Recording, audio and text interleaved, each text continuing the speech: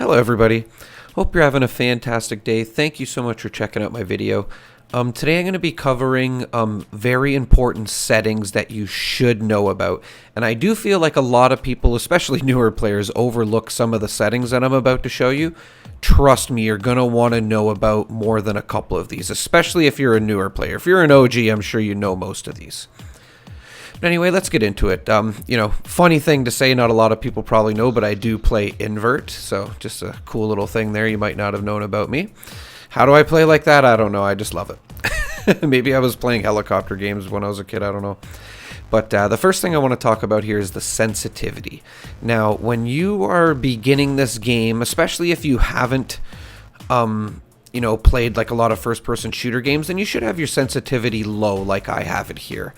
And I just want to say as well that you should be trying to move this up slowly but surely move these up, because it will make you a better player. You will be able to kill enemies basically faster with the movement, and yeah, it's just nice to move faster, you know what I mean? And especially aiming down sight, it really makes a difference. You can see it's, crazy. I'm sure a lot of people that watch me have played Call of Duty. It's nothing like that sensitivity settings when you put it on like insane and it's just like uncontrollable. You can pretty much max the sensitivity on Fallout and it's very easily controllable. So that's my point, right? Just keep working towards raising those bars and it's only going to make your accuracy better and just make you a better player. Again, I'm going to show you here like how bad it is when you aim down sights with low sensitivity. Yeah, it's like it speeds up a little bit, when you have it so low, but you can see that initial movement is not very good, and trust me, like that's going to add up if you have a bunch of enemies shooting you. So work your way to get that sensitivity up there if you can. I should probably have mine full by now, to be honest. Vibration, I don't have it on because it also helps with accuracy. And I want to talk about Pacifist mode because this is maybe one of the most important settings. So when you have Pacifist enabled, like me and this other character right here, you can't even shoot the enemy. You would see damage numbers, which I'm going to get into later. But if you don't have Pacifist mode on, which is the default setting, I'm pretty sure. So that's why I wanted to mention this. You can see I'm doing damage to this person right here. Now, of course, they don't have Pacifist on as well because they maybe like PvP. But it's just good because you accidentally will shoot people and then they'll shoot you back and kill you. And the thing is you can't do any more damage to them until they shoot you. So you can see they just had to wind their gun up and kill me. I never had a chance right there. So always good to have Pacifist mode on. Aim assist too, like there's no need to have that on especially if you played Call of Duty games or first-person shooters. You really don't need that on. Okay, let's get into display settings here. So crosshair, yes, you're going to want to have that on. It'll help you aim as well.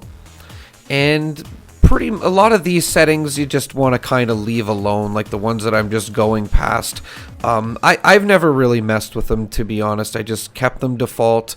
Like a lot of it's useful, like you're going to want to read some of the dialogue and the subtitles, and showing floating markers and, having highlighted corpses is always good to have. A cool thing that some people may not know is that you can change the color of your Pip-Boy. I'm going to make it pink here just to show you. But yeah, not a lot of people know about this. And this only works in the view when you're looking at your arm. If you have the expanded view, then it doesn't work, which I'm going to show. As you can see, it's not pink. I go back to the standard view, and you'll see that my Pip-Boy is pink now. So you can change it to green, blue, whatever color you want. But I do highly recommend white because it's kind of easier on the eyes and it's really easier to read. And for me anyway, maybe that's not the best for you, but I would just suggest having it all white because it's just easy to read in my opinion. Green or bright green isn't bad either, but I just find white works very well. So, just a suggestion, but yeah, if you want to have it pink or green or blue or yellow, you can do that. So showing damage numbers. A lot of people ask me about this on stream, so I just wanted to show you under display, show damage numbers. And it's as simple as that. It will show you the damage that you're doing to enemies, as I'm going to show you right here.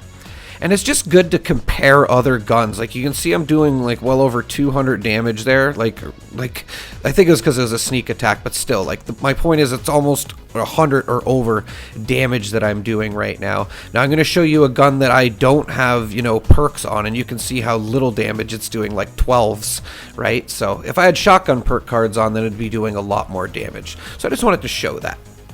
Now another setting that you want to probably turn off is screen shaking, which I'm going to show right here.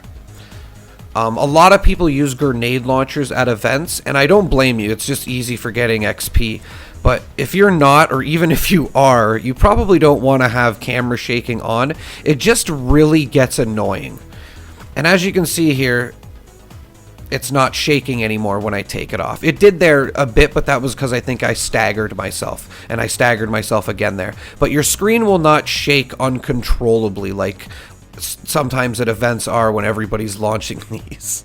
So another great setting that you may want to take off. Another thing I wanted to point out too, if you've played a lot of Call of Duty like me, the X button is usually jump. So I've just really gotten used to using that button. So if you're like me, I would suggest changing the activate and the jump button. That way you activate everything with triangle and you jump with X.